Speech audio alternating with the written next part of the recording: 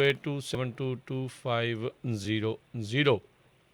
ਇਸ ਦੇ ਨਾਲ Krishan Tanota Yuba City, Baljinder Singh Nijjar Woodland, Paramjit Kaur Rangi Vacaville, Jarnail Singh Johal Lynwood, Gurpal Singh Sohal Clovis, Zander mortgage real estate ਵਾਲੇ, ਘਰ buy selling, home loans, commercial loans, agriculture loans ਦੇ ਲਈ call Mohan Cheema 559 905 2575। Terkiana immigration law firm, immigration ਦਾ ਹੋਵੇ ਕਿਸੇ ਵੀ ਤਰੀਕੇ ਦਾ ਕੰਮ, ਇਮੀਗ੍ਰੇਸ਼ਨ ਦੇ ਅਟਰਨੀ ਜੇ ਟੇਰਕੀਆਣਾ, ਕਾਲ 4159090503।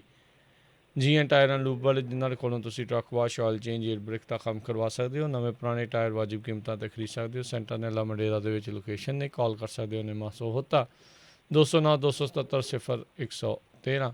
West Coast truck driving school Fresno, ਜਿਹੜੇ ਕਿ ਤੁਹਾਨੂੰ ਟਰੱਕ ਚਲਾਉਣ ਦੀ ਸਿਖਲਾਈ ਬਹੁਤ ਹੀ ਵਧੀਆ ਢੰਗ ਦੇ ਨਾਲ ਦਿੰਦੇ ਹਨ। ਕਾਲ ਅਜੀਤ ਅਟਵਾਲ 559 374 4541। ਇਹਨਾਂ ਸਾਰਿਆਂ ਦਾ ਧੰਨਵਾਦ। ਜੇਕਰ ਤੁਸੀਂ ਜਾਂ ਕੋਈ ਹੋਰ ਕਾਰੋਬਾਰ ਇਸ ਪ੍ਰੋਗਰਾਮ ਨੂੰ ਸਪੋਂਸਰ ਕਰਨਾ ਚਾਹੁੰਦੇ ਹੋ, ਸੰਪਰਕ ਕਰ ਸਕਦੇ ਹੋ ਨੰਬਰ 408 722 7698 ਦੇ ਉੱਤੇ। ਮੈਨੂੰ ਜੀ ਗੱਲਬਾਤ ਦਾ ਸਿਲਸਿਲਾ ਜੇ ਆਪਾਂ ਸ਼ੁਰੂ ਕਰਦੇ ਜਾਈਏ, ਕਰਨਾਲ ਲਾਠੀਚਾਰਜ ਦੇ ਉੱਤੇ ਅਨਿਲ ਵਿਜ ਦਾ ਕਹਿਣਾ, ਸਰਕਾਰ ਨਿਰਪੱਖ ਜਾਂਚ ਕਰਾਉਣ ਦੇ ਲਈ ਤਿਆਰ। ਹਾਂਜੀ ਹਾਂਜੀ, ਦੇਖੋ ਇਸ ਤੋਂ ਪਹਿਲਾਂ ਕਿ ਆਪਾਂ ਇਸ ਪੱਖ ਤੋਂ ਛੂਈਏ ਇਸ ਕਹਾਣੀ ਨੂੰ, ਤਾਂ ਕੱਲ ਜੋ ਸੁਖਬੀਰ ਸਿੰਘ ਬਾਦਲ ਹੋਰਾਂ ਨੇ ਬਿਆਨ ਦਿੱਤਾ ਸੀ, ਇੱਕ ਸਟੇਟਮੈਂਟ ਦਿੱਤੀ ਸੀ ਕਿ ਮੈਨੂੰ ਚੜੂਨੀ ਸਾਹਿਬ ਦਾ ਫੋਨ ਆਇਆ ਔਰ ਉਸ ਤੋਂ ਬਾਅਦ ਮੈਂ ਧਾਮੀ ਸਾਹਿਬ ਦੀ ਡਿਊਟੀ ਲਾਈ, SCPC ਨੇ ਲੰਗਰ ਇਤਿਆਦਿਕ ਦਾ ਪ੍ਰਬੰਧ ਕੀਤਾ। ਤਾਂ ਉਹਦੇ ਸੰਬੰਧ ਦੇ ਵਿੱਚ ਜੋ ਚੜੂਨੀ ਸਾਹਿਬ ਨੇ ਇੱਕ ਖੰਡਨ ਕੀਤਾ, ਤਾਂ ਉਸ ਤੋਂ ਬਾਅਦ ਅਕਾਲੀ ਦਲ ਬਾਦਲ ਕੁਛ ਵੀ ਕਹਿ ਨਹੀਂ ਸਕਿਆ। ਇੱਕ ਤਰਜਮਾਨ ਜਿਹੜੇ SCPC ਦੇ ਮੈਂਬਰ ਵੀ ਆ, ਉਹ ਅੱਜ ਬੋਲ ਰਹੇ ਸੀਗੇ, ਤਾਂ ਉਹਨਾਂ ਨੇ ਸਿਰਫ ਇਹਨਾਂ ਕਿਹਾ ਕਿ ਹੋ ਸਕਦਾ ਕਿਸੇ ਹੋਰ ਨੇ ਕਰ ਦਿੱਤਾ ਹੋਵੇ। ਮਤਲਬ ਕਿ ਕਿਸੇ ਹੋਰ ਨੇ, ਜਿੱਦਾਂ ਕੋਈ ਸੈਕਟਰੀ ਹੋ ਸਕਦਾ ਹੈ ਜਾਂ ਕੋਈ ਸਾਥੀ ਹੋ ਸਕਦਾ ਹੈ, ਬਈ ਮਤਲਬ ਕਿ ਕਿਸੇ ਦੇ ਬਿਹਾਫ 'ਤੇ। ਵੈਸੇ ਕੋਈ ਵੱਡੀ ਗੱਲ ਨਹੀਂ ਹੈ, ਪਰ ਪ੍ਰਧਾਨ ਸਾਹਿਬ ਜਿਹੜੇ ਸ਼੍ਰੋਮਣੀ ਅਕਾਲੀ ਦਲ ਬਾਦਲ ਦੇ ਪ੍ਰਧਾਨ ਆ, ਉਹ ਇਸ ਤਰ੍ਹਾਂ ਦੀ ਸਟੇਟਮੈਂਟ ਦੇਣ, ਮੇਰੇ ਖਿਆਲ ਦੇ ਨਾਲ ਕਾਫੀ ਹਾਸੋਹੀਣੀ ਸਥਿਤੀ ਹੋ ਜਾਂਦੀ ਹੈ। ਸੋ ਇੱਕ ਤਾਂ ਗੱਲ ਇਹ ਆ। ਦੂਜਾ ਇਹ ਆ ਕਿ ਉੱਥੋਂ ਕਰਨਾਲ ਤੋਂ ਵੱਡੇ ਕੁਛ ਆਗੂ ਜਿਹੜੇ ਆ ਉਹ ਚੱਲ ਗਏ ਆ। ਚੱਲ ਇਸ ਕਰਕੇ ਗਏ ਹੋਣੇ ਆ ਸ਼ਾਇਦ ਕਿ ਤੁਹਾਨੂੰ ਪਤਾ ਹੀ ਆ, ਇਹ ਅੰਦੋਲਨ ਹੈ ਜਿਹੜਾ ਕਰਨਾਲ ਦੀਆਂ ਹੱਦਾਂ ਤੋਂ ਵੀ ਪਾ ਰਿਹਾ। ਸਿੰਘੂ ਵੀ ਆ, ਟਿੱਕਰੀ ਵੀ ਆ, ਗਾਜ਼ੀਪੁਰ ਵੀ ਆ। ਅਤੇ ਅੱਜ ਜਦੋਂ ਚੜੂਨੀ ਸਾਹਿਬ ਨੂੰ ਪੁੱਛਿਆ ਕਿ ਵੱਡੇ ਵੱਡੇ ਆਗੂ ਤੇ ਚਲੇ ਗਏ ਨੇ ਇੱਥੋਂ, ਕਹਿੰਦਾ ਕਿ ਤੁਸੀਂ ਮੈਨੂੰ ਵੱਡਾ ਆਗੂ ਨਹੀਂ ਸਮਝਦੇ ਜੇ। ਇਸ ਕਰਕੇ ਮਾਮਲਾ ਜਿਹੜਾ ਉਹ ਕਾਫੀ ਉੱਥੇ ਕਹਿ ਲਓ ਕਿ ਹਾਸੋਹੀਣਾ ਵੀ ਹੋ ਗਿਆ। ਅਤੇ ਦੂਜੇ ਪਾਸੇ ਮਾਹੌਲ ਜਿਹੜਾ ਹੈ ਉਹ ਲੰਬਾ ਵੀ ਖਿੱਚਿਆ ਨਜ਼ਰ ਆ ਰਿਹਾ ਕਿ ਥੋੜ੍ਹਾ ਜਾਊਗਾ, ਲੰਬਾ ਵੀ ਖਿੱਚਿਆ ਜਾ ਸਕਦਾ ਆ। ਐਸੀ ਵੀ ਸੰਭਾਵਨਾ ਹੈ ਜੋ ਉੱਥੇ ਕਿਸਾਨਾਂ ਨੇ ਪੂਰਾ ਮਾਹੌਲ ਬਣਾਇਆ ਹੋਇਆ, ਜਿਸ ਤਰ੍ਹਾਂ ਗਾਜ਼ੀਪੁਰ ਆ, ਜਿਸ ਤਰ੍ਹਾਂ ਟਿਕਰੀ ਆ, ਜਿਸ ਤਰ੍ਹਾਂ ਸਿੰਘੂ ਆ, ਤਾਂ ਉਸ ਤਰ੍ਹਾਂ ਦਾ ਹੀ ਮਾਹੌਲ ਉੱਥੇ ਵੀ ਗੱਡਮਾ ਬਣਾ ਦਿੱਤਾ ਹੈ। ਹਾਲਾਂਕਿ ਇੱਕ ਜਿੱਦਾਂ ਮੈਂ ਸੰਭਾਵਨਾ ਜਤਾਈ ਸੀਗੀ, ਤਾਂ ਉਸੇ ਸੰਭਾਵਨਾ ਦੇ ਤਹਿਤ ਅੱਜ ਸੋਸ਼ਲ ਮੀਡੀਆ 'ਤੇ ਇੱਕ ਵੀਡੀਓ ਜਿਹੜੀ ਆ, ਫੋਟੋ ਜਿਹੜੀ ਹੈ ਉਹ ਵਾਇਰਲ ਹੋ ਰੱਖੀ ਸੀਗੀ, ਜਿਹਦੇ ਵਿੱਚ ਇੱਕ ਬੈਨਰ ਹੈ ਜਿਹਦੇ 'ਚ ਮੇਰੇ ਖਿਆਲ ਦੇ ਨਾਲ ਕਿਸਾਨ ਯੂਨੀਅਨ ਕੁਛ ਸ਼ਹੀਦਾਂ ਕਰਕੇ ਬੈਨਰ ਆ। ਕਹਿੰਦੇ ਕਿ ਇਹ ਵੀ ਅਲੱਗ ਸਟੇਜ ਜਿਹੜੀ ਆ ਲੱਗਣ ਜਾ ਰਹੀ ਆ। ਸੋ ਇਹ ਹੁਣ ਪਤਾ ਨਹੀਂ ਹੈ ਕਿੱਥੇ ਕਰਨਾਲ ਲੱਗਣ ਜਾ ਰਹੀ ਹੈ ਜਾਂ ਸਿੰਘੂ ਲੱਗਣ ਜਾ ਰਹੀ ਹੈ, ਇਹ ਵੀ ਸਥਿਤੀ ਸਾਫ਼ ਹੋਏਗੀ।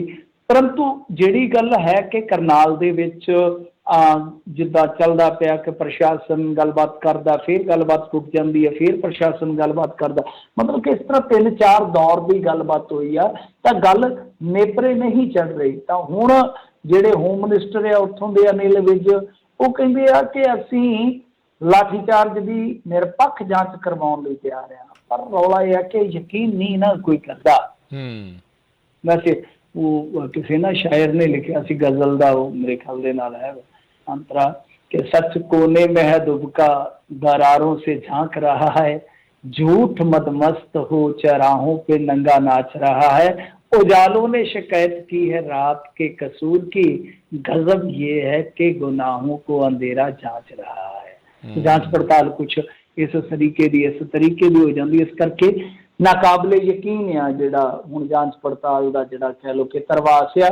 सो दूजे पासे अज सूरजेवाल ਤੁਹਾਨੂੰ ਪਤਾ ਹੀ ਹੈ ਸੁਰਜੇਵਾਲਾ ਬਹੁਤ ਵੱਡਾ ਨਾਮ ਹੈ ਕਾਂਗਰਸ ਦੇ ਵਿੱਚ, ਰਣਦੀਪ ਸੁਰਜੇਵਾਲਾ, ਉਹਨਾਂ ਨੇ ਇੱਕ ਵੀਡੀਓ ਟਵੀਟ ਕੀਤੀ ਆ ਜਿਹਦੇ ਵਿੱਚ ਇੱਕ ਅਫਸਰ ਹੈ ਜਿਹੜਾ ਉਹ ਕਹਿ ਰਿਹਾ ਕਿ ਅਸੀਂ ਇਸ ਟੀਮ ਤੇ ਕਾਰਵਾਈ ਭਾਈ ਕਿੱਦਾਂ ਕਰ ਸਕਦੇ ਹਾਂ, ਕਿਉਂਕਿ ਇਹ ਆਰਡਰ ਉੱਤੋਂ ਆਏ ਆਰਡਰ ਹੁੰਦੇ ਆ ਜਿਹੜੇ ਕਿ ਪਾਸ ਕੀਤੇ ਜਾਂਦੇ ਆ। ਤਾਂ ਉਹਨਾਂ ਨੇ ਸਾਫ਼ ਇੱਕ ਕਹਿ ਲਓ ਕਿ ਆਪਣੀ ਮਨਸ਼ਾ ਜ਼ਾਹਰ ਕੀਤੀ ਹੈ ਇਹ ਗੱਲ ਕਹਿਣ ਦੀ ਕਿ ਭਾਈ ਇਹ ਉਤਲਿਆਂ ਦੇ ਹੁਕਮ ਸਨ, ਉਤਲਿਆਂ ਤੋਂ ਭਾਵ ਕਿ ਮੁੱਖ ਮੰਤਰੀ ਪੱਧਰ ਦੇ। ਤੇ ਇੱਧਰ ਅੱਜ ਸ਼੍ਰੋਮਣੀ ਕਮੇਟੀ ਮੈਂਬਰ ਤੇ ਅਧਿਕਾਰੀ ਜਿਹੜੇ ਆ ਉਹ ਕਰਨਾਲ ਵਿਖੇ ਕਿਸਾਨਾਂ ਲਈ ਲੰਗਰ ਦੇ ਬੰਦੋਬਸਤ ਅਤੇ ਹੋਰ ਸੇਵਾਵਾਂ ਦਾ ਜਾਇਜ਼ਾ ਲੈਣ ਵੀ ਪਹੁੰਚਿਆ ਕਿ ਕੋਈ ਕਮੀ ਪੇਸ਼ੀ ਜਿਹੜੀ ਆ ਉਹ ਨਜ਼ਰ ਨਾ ਆਵੇ। ਜੀ ਜੀ ਜੀ ਸੋ ਦੇਖਦੇ ਹਾਂ ਕਿ ਕੀ ਬਣਦਾ ਹੈ। ਉੱਧਰ ਪਰਮਜੀਤ ਸਰਨਾ ਦਿੱਲੀ ਗੁਰਦੁਆਰਾ ਕਮੇਟੀ ਦੇ ਸਹਿ ਵਿਕਲਪ ਮੈਂਬਰ ਚੁਣੇ ਗਏ। ਹਾਂਜੀ, ਇਹ ਕੁਛ ਨਾ ਇਹਨਾਂ ਦਾ ਇਸ ਤਰ੍ਹਾਂ ਦਾ ਕੰਪੋਜੀਸ਼ਨ ਹੈ ਕਿ ਜਿੱਦਾਂ ਲਾ ਲਓ ਆਪਾਂ ਦੇਖਿਆ ਕਿ ਚੋਣ ਹੋਈ ਹੈ, ਚੋਣ ਤੋਂ ਬਾਅਦ ਚੁਣੇ ਹੋਏ ਨੁਮਾਇੰਦਿਆਂ ਨੇ 2 ਬੰਦੇ ਚੁਣੇ ਹੁੰਦੇ ਆ, ਮਤਲਬ 46 ਤੇ ਚੁਣੇ ਗਏ ਤੇ 2 ਇਹਨਾਂ ਨੇ ਇਸ ਤਰ੍ਹਾਂ ਕੋਆਪਟ ਕਰ ਲਏ। ਜਿਹੜੇ ਚੁਣੇ ਹੋਏ ਬੰਦੇ ਸੀ ਉਹਨਾਂ ਨੇ ਚੁਣੇ ਜਿਹੜੇ ਵੋਟਰ ਹੁੰਦੇ ਆ, ਮਤਲਬ ਸੌਰੀ ਉਹ ਵੋਟਰ ਬਣ ਜਾਂਦੇ ਆ ਜਿਹੜੇ ਚੁਣੇ ਨੁਮਾਇੰਦੇ ਆ, ਤੇ ਫਿਰ ਉਹਨਾਂ ਦੀਆਂ ਵੋਟਾਂ ਦੇ ਨਾਲ 2 ਅੱਗੋਂ ਮੈਂਬਰ ਜਿਹੜੇ ਚੁਣੇ ਜਾਂਦੇ ਆ। 48 ਹੋ ਗਏ, ਇੱਕ ਹੋ ਗਿਆ CPC ਦਾ 49 ਹੋ ਗਏ, 2 ਹੋ ਗਏ ਸਿੰਘ ਸਭਾਵਾਂ ਦੀਆਂ ਜਿਹੜਾ ਲੋਟਰੀ ਸਿਸਟਮ 'ਚੋਂ ਨਿਕਲਦੀਆਂ ਨੇ 2 ਹਸਤੀਆਂ, ਤਾਂ ਇੱਦਾਂ ਕਰਕੇ 51 ਤੇ ਉਸ ਤੋਂ ਬਾਅਦ 4 ਹੋ ਗਏ ਤਖਤ ਸਾਹਿਬਾਨ ਦੇ ਜਥੇਦਾਰ, ਤਾਂ ਕੁੱਲ ਹੋ ਗਏ 55। ਪਰ ਇਹ ਜਥੇਦਾਰ ਸਾਹਿਬਾਨ ਵੋਟ ਨਹੀਂ ਕਰ ਸਕਦੇ। ਸੋ ਇਹ ਜਿਹੜੀ ਵੋਟ ਸੀ ਇਹ ਕਾਫੀ ਜਿੱਦਾਂ ਕਹਿ ਲਓ ਮਹੱਤਵਪੂਰਨ ਸੀਗੀ, ਜਿਹਨੂੰ ਇਹ ਹੁੰਦੀ ਤਕਰੀਬਨ ਇਹ ਸੀਗਾ ਕਿ 3 ਕੁ ਬੰਦਿਆਂ ਦੀ ਉਮੀਦ ਸੀ ਕਿ ਇਹਨਾਂ ਤਿੰਨਾਂ 'ਚੋਂ 2 ਸ਼ਾਇਦ ਅਕਾਲੀ ਦਲ ਬਾਦਲ ਦੀ ਬਣ ਜਾਣਗੇ। 4 ਖਲੋਤੇ ਸੀਗੇ, ਇੱਕ ਨੂੰ ਤੇ ਗੁਰਮੁਖੀ ਨਹੀਂ ਆਈ, ਇਸ ਕਰਕੇ ਉਹ ਪਛੜ ਗਿਆ। ਇੱਕ ਨੇ ਕਾਗਜ਼ ਚੁੱਕ ਲਏ, ਉੱਧਰੋਂ ਮਨਜੀਤ ਸਿੰਘ ਜੀਕੇ ਦੀ ਜਾਗੋ ਨੇ ਵੀ ਇੱਕ ਬੰਦਾ ਠੱਲਿਆ ਸੀਗਾ, ਉਹਨੇ ਵੀ ਕਾਗਜ਼ ਵਾਪਸ ਲੈ ਲਏ। ਤਾਂ ਉਹ ਹੋਇਆ ਕਿ ਇਸ ਤਰ੍ਹਾਂ ਇਹਨਾਂ ਦੇ ਕੋਲ 28 ਬੰਦੇ ਆ ਅਕਾਲੀ ਦਲ ਬਾਦਲ ਦੇ ਕੋਲ, ਤੇ ਇੱਕ CPC ਦਾ ਨੋਮੀਨੇਟ ਹੋ ਗਿਆ, 29 ਹੋ ਗਏ।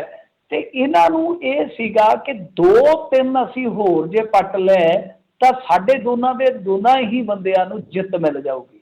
ਤਾਂ ਉਧਰ ਸਰਨੇ ਹੋਰਾਂ ਨੇ ਸੈਟਿੰਗ ਕੀਤੀ, ਮਨਜੀਤ ਸਿੰਘ ਜੀਕੇ ਹੋਰਾਂ ਨੇ ਜਿਨ੍ਹਾਂ ਨੇ ਐਨ ਮੌਕੇ ਤੇ ਕਾਗਜ਼ ਭਰੇ ਸੀ ਉਹਨਾਂ ਨੇ ਐਨ ਮੌਕੇ ਤੇ ਚੱਕ ਲਏ। ਤਾਂ ਹੋਇਆ ਕਿ 16 ਬੰਦੇ ਘੱਟੋ ਘੱਟ ਚਾਹੀਦੇ ਸੀ ਤੁਹਾਡੇ ਪੱਖ 'ਚ ਜਿੱਤਣ ਲਈ, ਤਾਂ 16 ਸਰਨੇ ਦੇ ਹੱਕ 'ਚ ਭੁਗਤ ਗਏ। ਮਤਲਬ ਕਿ ਉਧਰੋਂ ਜਿਹੜੀ ਡਬਲ ਜੋੜੀ ਦੀ ਇੱਕ ਜਿੱਤ ਦੀ ਉਮੀਦ ਸੀ ਅਕਾਲੀ ਦਲ ਬਾਦਲ ਦੀ, ਉਹ ਤੇ ਰਹਿ ਗਈ ਅੱਧ ਅਧੂਰੀ, ਤੇ ਸਰਨੇ ਕੁਛ ਨਾ ਕੁਛ ਇੱਜ਼ਤ ਜਿਹੜੀ ਆ ਉਹ ਇਸ ਮਾਮਲੇ 'ਚ ਬਚਾ ਗਏ। ਵੈਸੇ ਕਹਿਣਗੇ ਕਿਉਂਕਿ ਲਗਾਤਾਰ ਹਾਰ ਮਿਲ ਰਹੀ ਹੈ ਉਹਨਾਂ ਨੂੰ, ਕੁਛ ਬਚਾ ਹੀ ਨਹੀਂ ਅਬ ਖੋਨੇ ਕੋ, ਅਸ਼ਕ ਵੀ ਨਿਕਲਤੇ ਨਹੀਂ ਅਬ ਰੋਨੇ ਕੋ। ਜਦੋਂ ਮਤਲਬ ਕਿ ਸੱਤਾ ਤੋਂ ਬੰਦਾ ਦੂਰ ਹੁੰਦਾ, ਹਾਲਾਤ ਕੁਛ ਐਸੇ ਹੁੰਦੇ ਆ ਕਿ ਜਿੰਨਾ ਮਰਜ਼ੀ ਹੋਵੇ ਕਹਿੰਦਾ ਹੁੰਦਾ ਕਿ ਕੁਛ ਬਚਾ ਹੀ ਨਹੀਂ ਅਬ ਖੋਨੇ ਕੋ, ਕਿਉਂਕਿ ਸੱਤਾ ਹੀ ਗਵਾਚ ਜਾਵੇ। ਸੋ ਇਸ ਕਰਕੇ ਸਰਨਾ ਬ੍ਰਦਰਸ ਨੂੰ ਥੋੜ੍ਹੀ ਜਿਹੀ ਇਸ ਗੱਲ ਦੀ ਖੁਸ਼ੀ ਜ਼ਰੂਰ ਹੋਣੀ ਚਾਹੀਦੀ ਹੈ ਕਿ ਅੱਗੇ ਨਾਲੋਂ ਯਾਨੀ ਪਿਛਲੇ ਇਲੈਕਸ਼ਨ ਨਾਲੋਂ ਉਹਨਾਂ ਦੀ ਇੰਪਰੂਵਮੈਂਟ ਹੈ, ਪਰੰਤੂ ਹਾਲੇ ਵੀ ਸੰਚਾਲਨ ਸੀਟ ਤੋਂ ਉਹ ਕਾਫੀ ਦੂਰ ਨੇ, ਲਿਹਾਜ਼ਾ ਇੰਤਜ਼ਾਰ ਕਰਨਾ ਪਵੇਗਾ। ਸੋ ਇਹ ਸੀਗੀ ਵੋਟਿੰਗ ਦੀ ਖਬਰ ਜਿਹੜੀ ਅੱਜ ਹੋਈ ਹੈ, ਨਤੀਜਾ ਨਿਕਲ ਆਇਆ। ਜੀ, ਭਾਜਪਾ ਵਰਕਰਾਂ ਨੇ ਕਰੋੜਾਂ ਰੁਪਏ ਦੇ ਜਿਹੜੇ ਘਪਲੇ ਦਾ ਦੋਸ਼ ਲਗਾ ਕੇ ਨਗਰ ਸੁਧਾਰ ਟਰੱਸਟ ਦੇ ਦਫ਼ਤਰ ਨੂੰ ਲਾਇਆ ਤਾਲਾ। ਹਾਂਜੀ, ਦੇਖੋ ਇਹ ਲੁਧਿਆਣੇ ਦੇ ਵਿੱਚ ਅੱਜ ਭਾਜਪਾ ਵਰਕਰਾਂ ਵੱਲੋਂ ਇੰਪਰੂਵਮੈਂਟ ਟਰੱਸਟ ਦੇ ਬਾਹਰ ਇੰਪਰੂਵਮੈਂਟ ਟਰੱਸਟ ਦੇ ਚੇਅਰਮੈਨ ਤੇ ਮੰਤਰੀ ਆਸ਼ੂ ਤੇ ਦੋਸ਼ ਲਾ ਕੇ ਇਹ ਸਾਰਾ ਪ੍ਰਦਰਸ਼ਨ ਜਿਹੜਾ ਉਹ ਕੀਤਾ ਗਿਆ ਸੀਗਾ।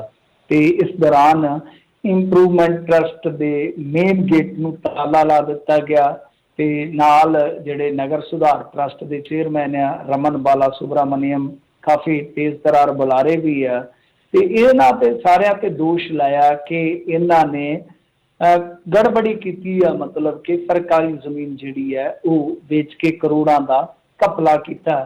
ਸੋ ਕਾਫੀ ਮੇਰੇ ਖਿਆਲ ਦੇ ਨਾਲ ਧੱਕਾ ਮੁੱਕੀ ਵੀ ਹੋਈ ਆ ਪ੍ਰਦਰਸ਼ਨਕਾਰੀਆਂ ਤੇ ਪੁਲਿਸ ਦੇ ਦਰਮਿਆਨ, ਕਿਉਂਕਿ ਭਾਜਪਾ ਦੇਖੋ ਗੱਲ ਜਿਹੜੀ ਹੈ ਕਿ ਉਮੀਦ ਜਿੱਦਾਂ ਆਪਾਂ ਜਤਾਉਂਦੇ ਸਾਂ ਕਿ ਇਹ ਸ਼ਹਿਰੀ ਥਾਵਾਂ ਤੇ ਜ਼ਰੂਰ ਫੋਕਸ ਕਰਨਗੇ, ਰਾਤ ਦੇ ਹਨੇਰੇ 'ਚ ਦਿਨ ਦੇ ਚਾਨਣ 'ਚ ਵੀ। ਤਾਂ ਮਤਲਬ ਕਿ ਸ਼ਹਿਰੀ ਮਾਮਲਿਆਂ ਨੂੰ ਹੁਣ ਚੁੱਕਣਾ ਸਟਾਰਟ ਕਰ ਦਿੱਤਾ ਹੈ। ਸੋ ਅਸੀਂ ਇਹ ਅੰਦਾਜ਼ਾ ਲਾ ਰਹੇ ਸਾਂ ਨਾ, ਆਪਾਂ ਵੀ ਲਾ ਰਹੇ ਸਾਂ ਕਿ ਦੇਖੋ ਗੱਲ ਇਹ ਆ ਕਿ ਜਿੱਥੇ ਕਿਤੇ ਨਾ ਕਿਤੇ ਹਿੰਦੂ ਔਰ ਦਲਿਤ ਵੋਟ ਜਿਹੜੀ ਆ 50+ ਹੋ ਜਾਂਦੀ ਆ ਰਲਾ ਕੇ, ਜਾਂ ਹਿੰਦੂ ਵੋਟ ਜਿਹੜੀ ਆ ਉਹ ਕਿਤੇ 40-45 ਤੋਂ ਟੱਪਦੀ ਹੈ, ਤਾਂ ਉਹਨਾਂ ਸੀਟਾਂ ਦੀ ਨਿਸ਼ਾਨਦੇਹੀ ਕਰਕੇ ਭਾਜਪਾ ਉੱਥੇ ਆਪਣਾ ਧਿਆਨ ਕੇਂਦਰਿਤ ਕਰੇਗੀ, ਪਿੰਡਾਂ ਵੱਲ ਜਾ ਕੇ ਸਿਆਪਾ ਨਹੀਂ ਸਹੇੜੇਗੀ। ਤਾਂ ਉਹੀ ਚੀਜ਼ ਜਿਹੜੀ ਆ ਮੇਰੇ ਖਿਆਲ ਦੇ ਨਾਲ ਸ਼ੁਰੂਆਤੀ ਦੌਰ 'ਚ, ਜਿਵੇਂ ਹੀ ਇਹ ਸੰਭਾਵਨਾਵਾਂ ਦਾ ਦੌਰ ਚੱਲਿਆ, ਸ਼ੁਰੂਆਤੀ ਦੌਰ 'ਚ ਹੀ ਉਹ ਚੀਜ਼ਾਂ ਸਾਨੂੰ ਸ਼ੀਸ਼ੇ ਵਾਂਗੂ ਸਾਫ਼ ਹੋ ਕੇ ਵਿਖਾਈ ਦੇ ਰਹੀਆਂ। ਪਰ ਦੇਖੋ ਇਹ ਨਹੀਂ ਹੈ ਕਿ ਭਾਜਪਾ ਨੇ ਮੁੱਦਾ ਚੁੱਕਿਆ ਤੇ ਇਸ ਮੁੱਦੇ 'ਚ ਦਮ ਨਹੀਂ ਹੈ। ਇਹ ਕਹਾਣੀ ਉਹ ਜਿਵੇਂ ਕਹਿੰਦੀ ਆ ਨਾ ਕਿ ਜਦੋਂ ਕਿਤੇ ਧੂੰਆਂ ਉੱਠਦਾ ਅੱਗ ਕਿਤੇ ਨਾ ਕਿਤੇ ਸਮਝੋ ਲੱਗੀ ਹੁੰਦੀ ਆ। ਸੋ ਮਾਮਲਾ ਆਇਆ ਸੀ ਅਖਬਾਰ ਦੇ ਵਿੱਚ, ਇੱਕ ਬਹੁਤ ਵੱਡੇ ਅਖਬਾਰ ਨੇ ਸਟੋਰੀ ਕੱਢ ਕੇ ਲਿਆਂਦੀ ਸੀ, ਔਰ ਇਸ ਸਟੋਰੀ ਨੂੰ ਜਿਹੜਾ ਕੱਢਿਆ ਦੁਨੀਆ ਦੇ ਸਾਹਮਣੇ ਲਿਆਂਦਾ ਉਹ ਵੀ ਕਾਂਗਰਸੀਆਂ ਨੇ ਲਿਆਂਦਾ। ਮੈਨੂੰ ਇੰਨਾ ਵੀ ਪਤਾ ਹੈ ਕਿ ਉਹ ਸੋਰਸਸ ਜਿਹੜੇ ਪੱਤਰਕਾਰ ਦੇ ਸੀਗੇ ਉਹ ਕਾਂਗਰਸੀ ਸੀਗੇ, ਕਾਂਗਰਸ ਦੇ ਆਪਣੇ ਹੀ ਬੰਦਿਆਂ ਨੇ ਦੂਜਿਆਂ ਦੀ ਖੇਡ ਵਿਗਾੜ ਦਿੱਤੀ। ਤੁਹਾਨੂੰ ਪਤਾ ਨਾ ਇਹਨਾਂ ਦਾ ਗਰੁੱਪਿਜ਼ਮ ਬਹੁਤ ਹੈ ਲੁਧਿਆਣੇ ਦੇ ਵਿੱਚ, ਤਾਂ ਜਿਹੜੇ ਦੂਸਰੇ ਮੰਤਰੀ ਦੇ ਉਲਟ ਗਰੁੱਪ ਦੇ ਬੰਦੇ ਸੀ ਉਹਨਾਂ ਨੇ ਹੀ ਸਾਰੀ ਇਹ ਜਿਹੜੀ ਸੀਕ੍ਰੇਟ ਇਨਫੋਰਮੇਸ਼ਨ ਸੀ ਉਹ ਅਖਬਾਰ ਕੋਲ ਲੀਕ ਕੀਤੀ। ਤਾਂ ਮੁੱਦਾ ਕੀ ਆ ਜਿਹੜਾ ਤਥਾ ਕਥਿਤ ਤੌਰ ਤੇ ਹੁਣ ਚਰਚਾ ਦਾ ਵਿਸ਼ਾ ਬਣਿਆ। ਅਸਲ ਦੇ ਵਿੱਚ ਜਿਹੜਾ ਇਹ ਹੈਗਾ LAT ਮਾਡਲ ਟਾਊਨ ਐਕਸਟੈਂਸ਼ਨ, ਉਹਦੀ 400 ਕਰੋੜ ਦੀ ਇੱਕ ਯੋਜਨਾ ਪ੍ਰੋਜੈਕਟ ਹੈ ਕਹਿ ਲਓ। ਤਾਂ ਉਹਦੇ 'ਚ ਹੋਇਆ ਕਿ ਜਿਹੜੇ ਟਰਸਟ ਦੇ ਅਧਿਕਾਰੀ ਸੀ ਇਹਨਾਂ ਨੇ ਰਿਜ਼ਰਵ ਪ੍ਰਾਈਸ ਫਿਕਸ ਕਰਨ ਲਈ ਜਿਹੜੀ ਡਿਪਟੀ ਕਮਿਸ਼ਨਰ ਦੀ ਕਮੇਟੀ ਬਣੀ ਸੀ ਉਹਦੇ ਸਾਹਮਣੇ ਕਮਰਸ਼ੀਅਲ ਕੈਟਾਗਰੀ ਦੇ ਕੁਝ ਬੂਥ ਜਿਹੜੇ ਸੀ ਉਹਨਾਂ ਦੀ ਰਿਜ਼ਰਵ ਪ੍ਰਾਈਸ ਤੇ ਰਿਹਾਇਸ਼ੀ ਖਾਲੀ ਪਲਾਟਾਂ ਦੀ ਜਿਹੜੀ ਰਿਜ਼ਰਵ ਪ੍ਰਾਈਸ ਰਕਮ ਸੀ ਨਾ ਉਹ ਤੈਅ ਕਰਵਾ ਕੇ, ਤੇ ਉਹਦੇ ਵਿੱਚ ਹੀ ਤਕਰੀਬਨ 4 ਕਿੱਲੇ ਜ਼ਮੀਨ ਜਿਹੜੀ ਸੀਗੀ ਕਮਰਸ਼ੀਅਲ ਜ਼ਮੀਨ ਉਹ ਵੇਚ 98 ਕਰੋੜ 'ਚ, ਸਿਰਫ 98 ਕਰੋੜ 'ਚ। ਸਾਡੇ ਲਈ ਉਹ ਰਕਮ ਬੜੀ ਵੱਡੀ ਬਣ ਜਾਂਦੀ ਹੈ ਨਾ ਮਾਤੜ ਲਈ ਕਿ ਸਿਰਫ 98 ਕਰੋੜ, ਤੇ ਪਰ ਸਿਰਫ 98 ਕਰੋੜ ਤੇ ਬਹੁਤ ਕਹਿ ਲਓ ਕਿ ਵੱਡੀ ਰਕਮ ਹੈ। ਅਸੀਂ ਕਹਿ ਦਿੰਦੇ ਹਾਂ ਕਿ ਸਿਰਫ 98 ਕਰੋੜ, ਕਿਉਂਕਿ ਉੱਥੇ ਜਿਹੜੀ ਕੀਮਤ ਆ ਉਹ ਦੱਸਦੇ ਆ ਕਿ ਇਹਦੀ 200 ਤੋਂ 300 ਕਰੋੜ ਵੀ ਹੋ ਸਕਦੀ ਹੈ, ਯਾਨੀ ਘਪਲਾ ਵੱਡਾ ਕੀਤਾ ਗਿਆ। ਸੋ ਤੁਸੀਂ ਆਪ ਅੰਦਾਜ਼ਾ ਲਾ ਲਓ ਕਿ ਇਹ 200-300 ਕਰੋੜ ਦਾ ਮਾਮਲਾ ਹੈ ਜਿਹੜਾ ਇਸ ਤਰ੍ਹਾਂ ਰਿਹਾਇਸ਼ੀ ਜ਼ਮੀਨ ਦਾ ਜਾਂ ਬੂਥ ਵਗੈਰਾ ਦਾ ਜੋ ਵੀ ਹੈ ਸਾਰਾ ਲਾ ਕੇ। ਸੋ ਇਹ ਮੈਂ ਤੁਹਾਨੂੰ ਦੱਸਿਆ ਮੁਖਤਸਰ ਸੰਖੇਪ ਦੇ ਵਿੱਚ ਕਿ ਅਸਲ ਦੇ ਵਿੱਚ ਮਾਮਲਾ ਕੁਝ ਇਸ ਤਰੀਕੇ ਦਾ ਹੈ। ਤਾਂ ਇੱਥੇ ਫਿਰ ਮੰਤਰੀ ਉਹੀ ਜਿਹੜਾ ਕਹਿੰਦਾ ਨਾ ਤੁਸੀਂ ਮਸ਼ਹੂਰ ਬੜੇ ਹੋ ਗਏ ਤੇ ਅਸੀਂ ਬਦਨਾਮ ਬੜੇ ਹੋ ਗਏ, ਜਿਹੜੇ ਅਕਸਰ ਸੁਰਖੀਆਂ 'ਚ ਰਹਿੰਦੇ ਆ ਇਸ ਮਾਮਲੇ ਦੇ ਵਿੱਚ ਵੀ ਸੁਰਖੀਆਂ 'ਚ। ਸ਼ਾਇਦ ਉਹ ਕਹਿ ਰਹੇ ਨੇ ਕਿ ਜਾਂਦੀ ਵਾਰ ਦਾ ਭੁਜੀਆ ਜਿਹੜਾ ਚੁੱਕ ਕੇ ਖਾ ਲਈਏ, ਜਿਵੇਂ ਆਪਾਂ ਬੈਠੇ ਹੋਣ ਨਾ ਕਈ ਮਹਿਫਲ ਦੇ ਵਿੱਚ ਪਿੰਡਾਂ 'ਚ, ਤੇ ਉਹ ਜਦੋਂ ਸਾਰਾ ਕੁਝ ਖਾਣ ਪੀਣ ਮੁੱਕ ਜਾਂਦਾ ਤੇ ਉਹ ਜਿਹੜਾ ਕਾਗਜ਼ ਦੇ ਵਿੱਚ ਭੁਜੀਆ ਹੁੰਦਾ ਨਾ ਬਚਿਆ ਖੁਚਿਆ, ਉਹ ਜਿਹੜਾ ਬਹੁਤਾ ਹੀ ਭੁੱਖਲ ਹੁੰਦਾ ਨਾ, ਬਹੁਤਾ ਹੀ ਭੁੱਖਲ ਜਿਹਨੂੰ ਕੁੱਖਲ ਵੀ ਕਹਿ ਲਈਏ, ਖਾ ਕੇ ਕੁੱਖਾਂ ਕੱਢਣ ਵਾਲਾ, ਤੇ ਉਹ ਫਿਰ ਭੁਜੀਏ ਨੂੰ ਪੈਂਦਾ ਭੱਜ ਕੇ, ਹੁਣ ਹੋਰ ਕਿਤੇ ਕੁਝ ਤਾਂ ਬਚਿਆ ਨਹੀਂ, ਕਾਗਜ਼ ਵਾਲਾ ਭੁਜੀਆ ਵਲੇਟ ਦੇ। ਤਾਂ ਇਹ ਹੁਣ ਜਾਂਦੇ ਵਾਰ ਦਾ ਸ਼ਾਇਦ ਭੁਜੀਆ ਵਲੇਟਿਆ ਜਾ ਰਿਹਾ। ਪਰ ਇਹਦੇ ਤੇ ਦੇਖੋ ਖਬਰਾਂ ਲੱਗੀਆਂ ਨੇ ਵੱਡੀਆਂ, ਰੋਸ ਪ੍ਰਦਰਸ਼ਨ ਹੋ ਰਹੇ ਨੇ। ਤੁਸੀਂ ਇਹ ਕਹਿ ਕੇ ਚੁੱਪ ਨਹੀਂ ਕਰਾ ਸਕਦੇ ਕਿ ਭਾਜਪਾ ਵਾਲੇ ਐਂ ਕਰਦੇ ਜੀ, ਫਲਾਂ ਕਰਦੇ, ਧਮਕਾ ਕਰਦੇ ਆ। ਤੁਹਾਨੂੰ ਜੇ ਸਫਾਈ ਦੇਣ ਦੀ ਜ਼ਰੂਰਤ ਹੈ ਤਾਂ ਠੋਸ ਰੂਪ ਦੇ ਵਿੱਚ ਸਫਾਈ ਦੇਣੀ ਪਊਗੀ, ਕਿਉਂਕਿ ਡਿਪਟੀ ਕਮਿਸ਼ਨਰ ਤੱਕ ਕਹਿ ਚੁੱਕੇ ਆ ਕਿ ਮੇਰੀ ਕਮੇਟੀ ਤੋਂ ਇਹ ਸਾਰਾ ਕੁਝ ਹੈ ਜਿਹੜਾ ਬਾਈਪਾਸ ਕੀਤਾ ਗਿਆ, ਇਹਦੀ ਇਨਵੈਸਟੀਗੇਸ਼ਨ ਵਾਸ਼ੂ ਹੋਵੇਗੀ। ਜੀ ਜੀ ਜੀ। ਤੇ ਮਿੰਟੂ ਜੀ ਅਗਲੀ ਜਿਹੜੀ ਗੱਲ ਕਰਦੀ ਹੈ, ਕਹਿੰਦੇ ਹੁਣ ਸਾਫ਼ ਹੋਇਆ ਕਿ ਪੰਜਾਬ ਵਿੱਚ CBI ਨੇ ਕਿਉਂ ਮਾਰੇ ਛਾਪੇ। ਹਾਂਜੀ, ਤੁਹਾਨੂੰ ਯਾਦ ਹੋਣਾ ਨਾ ਅਮਰਿੰਦਰ ਸਿੰਘ ਹੋਰਾਂ ਦਾ ਐਲਾਨ ਕਿ CBI ਜਿਹੜੀ ਆ ਉਹ ਸਾਡੇ ਕੰਸੈਂਟ ਤੋਂ ਬਗੈਰ ਇੱਥੇ ਆਵੇਗੀ ਨਹੀਂ। ਪਰੰਤੂ ਹੁੰਦਾ ਕੀ ਹੈ ਕਿ ਕੁਝ ਮਾਮਲਿਆਂ ਦੇ ਵਿੱਚ CBI ਜਿਹੜੀ ਹੈ, ਜਿਵੇਂ ਸੈਂਟਰਲ ਟੈਕਸੇਸ਼ਨ ਦਾ ਕੋਈ ਮਾਮਲਾ ਹੈ ਉਹਦੇ 'ਚ, ਤੇ ਜਾਂਚ ਦਾ ਕੋਈ ਹੋਰ ਇਸ ਤਰ੍ਹਾਂ ਦਾ ਮਾਮਲਾ ਹੈ ਉਹਦੇ ਵਿੱਚ ਤੇ ਆ ਸਕਦੀ, ਇਨਵੋਲਵ ਹੋ ਸਕਦੀ ਆ। ਮੇਰੇ ਖਿਆਲ ਦੇ ਨਾਲ ਤਾਂ ਹੀ ਛਾਪੇ ਵੱਜ ਗਏ, ਜਾਂ ਇਹਨਾਂ ਨੇ ਫਿਰ ਕੰਸੈਂਟ ਉਹਦਾ ਦਿੱਤਾ ਹੋਏਗਾ, ਕੁਛ ਨਾ ਕੁਛ ਐਸਾ ਰਿਹਾ ਹੋਏਗਾ। ਤਾਂ ਇਹ ਜਿਹੜਾ ਮਾਮਲਾ ਹੈ CBI ਦੇ ਛਾਪਿਆਂ ਦਾ, ਇਹਦੇ ਵਿੱਚ ਜੋ ਭੇਤ ਖੁੱਲਿਆ, ਕਿਉਂਕਿ ਕਈ ਵਾਰ ਇਹ ਹੁੰਦਾ ਨਾ ਜਿਵੇਂ ਆੜ੍ਹਤੀਆਂ ਤੇ ਇੱਕ ਵਾਰੀ ਸੈਂਟਰਲ ਏਜੰਸੀਆਂ ਨੇ ਛਾਪੇਮਾਰੀ ਕੀਤੀ ਸੀ ਤਾਂ ਸਾਡੇ ਕੰਨ ਖੜੇ ਹੋ ਗਏ, ਕਿਉਂਕਿ ਆੜ੍ਹਤੀ ਆਪਾਂ ਨੂੰ ਪਤਾ ਹੈ ਕਿ ਅੰਦੋਲਨ ਦੇ ਵਿੱਚ ਸ਼ਾਮਲ ਸੀ, ਕਿਤੇ ਨਾ ਕਿਤੇ ਸ਼ਾਮਲ ਸੀ, ਕਿਉਂਕਿ ਉਹਨਾਂ ਦਾ ਵੀ ਧੰਦਾ ਖੇਤੀ ਦੇ ਨਾਲ ਹੀ ਜੁੜਿਆ, ਫਸਲਾਂ ਦੇ ਨਾਲ ਜੁੜਿਆ ਵਾ, ਮੰਡੀ ਦੇ ਨਾਲ ਜੁੜਿਆ ਵਾ। ਤਾਂ ਹੁਣ ਸਾਫ਼ ਹੋਇਆ, ਕਿਉਂਕਿ ਪਹਿਲਾਂ ਐਂ ਲੱਗਾ ਕਿ CBI ਸ਼ਾਇਦ ਕੋਈ ਚਾਬੀ ਦੇ ਕੇ ਛੱਡੀ ਹੈ ਤੇ ਉਹ ਕੋਈ ਕਲਾ ਕਰ ਰਹੀ ਹੈ, ਪਰ ਬਾਅਦ ਦੇ ਵਿੱਚ ਪਤਾ ਲੱਗਿਆ ਕਿ ਅਸਲ ਦੇ ਵਿੱਚ ਇਹ ਜਿਹੜਾ ਮਾਮਲਾ ਹੈ ਇਹ ਸਿਗਰਟਾਂ ਦਾ ਮਾਮਲਾ ਹੈ। ਹੁਣ ਕੋਈ ਵੀ ਬੰਦਾ ਸੋਚੇਗਾ ਸਿਗਰਟਾਂ ਦਾ ਕੀ ਮਾਮਲਾ ਹੈ, ਸਿਗਰਟਾਂ ਦਾ ਤਾਂ ਕੋਈ ਵੱਡੀ ਗੱਲਬਾਤ ਨਹੀਂ ਹੈਗੀ ਕਿ ਸਿਗਰਟਾਂ ਪੀਂਦਾ ਤੇ ਠੀਕ ਹੈ, ਆਪਦੇ ਘਰੇ ਪੀਂਦਾ ਹੈ, ਪਬਲਿਕ ਜਗ੍ਹਾ ਤੇ ਤਾਂ ਜੁਰਮਾਨਾ, ਪਰ ਜਿਨ੍ਹਾਂ ਨੇ ਕਈ ਵਾਰ ਜੁਰਮਾਨਾ ਵਸੂਲਣਾ ਹੁੰਦਾ ਉਹ ਵੀ ਉੱਥੇ ਬੀੜੀਆਂ ਫੂਕੀ ਜਾਂਦੇ ਆ। ਇੰਡੀਆ ਦਾ ਕੰਮ ਉਲਟਾ ਹੀ ਹੈ, ਤੁਹਾਨੂੰ ਪਤਾ। ਦਰਅਸਲ ਇਹ ਨਾ ਜਿਹੜੀਆਂ ਬ੍ਰਾਂਡਡ ਸਿਗਰਟਾਂ ਹੁੰਦੀਆਂ ਨੇ ਫੋਰਨ ਕੰਟਰੀਜ਼ 'ਚੋਂ ਜਿਹੜੀਆਂ ਆਉਂਦੀਆਂ ਨੇ, ਇਹ ਉਹਨਾਂ ਦੀ ਬਲੈਕ ਦਾ ਮਾਮਲਾ ਹੈ। ਦੱਸਦੇ ਆ ਕਿ ਸਿਗਰਟਾਂ ਦਾ ਕੋਈ ਕੰਟੇਨਰ ਸੀਗਾ ਜਿਹੜਾ ਦੁਬਈ ਤੋਂ ਲਿਆਂਦਾ ਗਿਆ ਤੇ ਕਲੀਅਰ ਕਰਨ ਦੇ ਮਾਮਲੇ 'ਚ ਕੋਈ ਮਿਲੀ ਭੁਗਤ ਹੋਈ ਆ, ਸਕ੍ਰੈਪ ਦੀ ਆੜ ਦੇ ਵਿੱਚ ਇਹ ਪੰਜਾਬ ਵਾੜ ਦਿੱਤਾ ਗਿਆ। ਤਾਂ ਇਸ ਤਰ੍ਹਾਂ ਇਹ ਸਾਰੀ ਜਿਹੜੀ ਖੇਡ ਰਚੀ ਗਈ ਆ। ਤਾਂ ਫਿਰ ਸੈਂਟਰਲ ਏਜੰਸੀਆਂ ਨੇ ਪੈੜ ਨੱਪਣੀ ਸਟਾਰਟ ਕੀਤੀ ਤੇ ਡਰਾਈ ਪੋਰਟ ਤੇ ਆ ਕੇ ਇਹ ਸਾਰਾ ਮਾਮਲਾ ਜਿਹੜਾ ਉਹ ਖੁੱਲਿਆ ਵਾ। ਤੇ ਦੱਸਦੇ ਆ ਕਿ ਕਰੋੜਾਂ ਰੁਪਏ ਦੀ, ਦੱਸਦੇ ਆ ਕਿ ਟੈਕਸ ਚੋਰੀ ਜਿਹੜੀ ਇਸ ਤਰ੍ਹਾਂ ਕੀਤੀ ਜਾਂਦੀ ਆ। ਤਾਂ ਇਹ ਮਾਮਲਾ ਕੁਛ ਸਿਗਰਟਾਂ ਵਾਲਾ ਨਿਕਲਿਆ। ਦਰਅਸਲ ਕੀ ਆ, ਇਹ ਥੋੜੀ ਜਿਹੀ ਆਪਾਂ ਕਹਾਣੀ ਸਮਝ ਲੈਂਦੇ ਹਾਂ ਜੀ। ਜੇ ਇੱਕ ਆਫੀਸ਼ੀਅਲ ਆਪਾਂ ਵੈਬਸਾਈਟ ਤੇ ਜਾਈਏ ਨਾ, ਤੇ ਉੱਥੇ ਸਾਫ਼ ਤੌਰ ਤੇ ਲਿਖਿਆ ਵਾ ਕਿ ਜਿੱਦਾਂ ਇਹ ਬ੍ਰਾਂਡਡ ਸਿਗਰਟਾਂ ਹੁੰਦੀਆਂ ਨੇ ਬਾਹਰਲੇ ਮੁਲਕ ਵਾਲੀਆਂ ਇੰਡੀਆ 'ਚ ਆਉਂਦੀਆਂ, ਤਾਂ ਉਹਨਾਂ ਤੇ ਕਸਟਮ ਡਿਊਟੀ ਲੱਗਦੀ ਆ 30%, ਤੇ ਫਿਰ ਉਹ ਜਿਹੜਾ ਇੱਕ GST ਵਾਂਗੂ IGST ਲੱਗਦਾ ਉਹ ਲੱਗਦਾ 28%, ਤੇ ਇਸ ਤੋਂ ਇਲਾਵਾ ਕੰਪਨਸੇਸ਼ਨ ਸੈਸ ਲੱਗਦਾ 5%। ਤਾਂ ਕੁੱਲ ਮਿਲਾ ਕੇ ਇਸ ਤਰ੍ਹਾਂ ਉਹ 72.9% ਟੈਕਸ ਬਣ ਜਾਂਦਾ ਹੈ। ਮਤਲਬ ਕਿ 100 ਰੁਪਏ ਦੀ ਇੱਕ ਸਿਗਰਟ ਆ ਤਾਂ ਐਕਸਟਰਾ 73 ਰੁਪਏ ਉਹਦਾ ਟੈਕਸ ਲੱਗੇਗਾ, ਕਿਉਂਕਿ ਸਿਗਰਟ ਤੇ ਵੈਸੇ ਵੀ ਤੁਹਾਨੂੰ ਪਤਾ ਦਾਰੂ ਔਰ ਸਿਗਰਟ ਤੇ ਬਹੁਤ ਜ਼ਿਆਦਾ ਟੈਕਸ ਲੈਂਦੀਆਂ ਨੇ ਸਰਕਾਰਾਂ। ਤਾਂ ਇਸ ਤਰ੍ਹਾਂ ਕਰਕੇ ਉਹ ਜਿਹੜਾ ਟੈਕਸ ਬਚਾਉਣ ਵਾਸਤੇ ਬਾਹਰੋਂ ਬਹੁਤ ਵੱਡੇ ਪੱਧਰ ਤੇ ਇੰਡੀਆ 'ਚ ਸਿਗਰਟਾਂ ਦੀ ਸਮਗਲਿੰਗ ਹੁੰਦੀ ਹੈ। ਇਹ ਵਾਇਆ ਕਹਿ ਲਓ ਕਿ ਇਸ ਤਰ੍ਹਾਂ ਕੰਟੇਨਰਸ ਵੀ ਹੁੰਦੀ ਆ, ਜਾਂ ਜਿਹੜੀਆਂ ਸ਼ਿਪਾਂ ਵਗੈਰਾ ਆਉਂਦੀਆਂ ਨੇ ਸਮੁੰਦਰ 'ਚੋਂ ਉਹਨਾਂ ਰਾਹੀਂ ਵੀ ਹੁੰਦੀ ਆ। ਬਥੇਰਾ ਕੁਛ ਹੋ ਹੀ ਜਾਂਦਾ ਸਾਈਡ ਬਾਈ ਸਾਈਡ। ਸੋ ਇਹ ਅੱਗੇ ਵੀ ਮਾਮਲੇ ਆਏ ਆ ਸਾਹਮਣੇ, 2012 'ਚ ਵੀ ਇਸ ਤਰ੍ਹਾਂ ਦਾ ਮਾਮਲਾ ਸਾਹਮਣੇ ਆਇਆ ਸੀ। ਸੋ ਇਹ ਕੁੱਲ ਮਿਲਾ ਕੇ ਬਹੁਤ ਵੱਡੀ ਬਲੈਕ ਹੈ। ਆਪਾਂ ਕਹਿ ਦਿੰਦੇ ਚਿੱਟੇ ਦੀ ਬਲੈਕ, ਫੀਮ ਦੀ ਬਲੈਕ, ਸਿਗਰਟਾਂ ਦੀ ਵੀ ਬਲੈਕ ਆ, ਤੇ ਬਹੁਤ ਜ਼ੋਰਦਾਰ ਤਰੀਕੇ ਨਾਲ ਬਲੈਕ ਹੋ ਰਹੀ ਆ। ਵੱਡੇ ਖਿਡਾਰੀ ਖੇਡ ਰਹੇ ਆ। ਜੀ ਜੀ।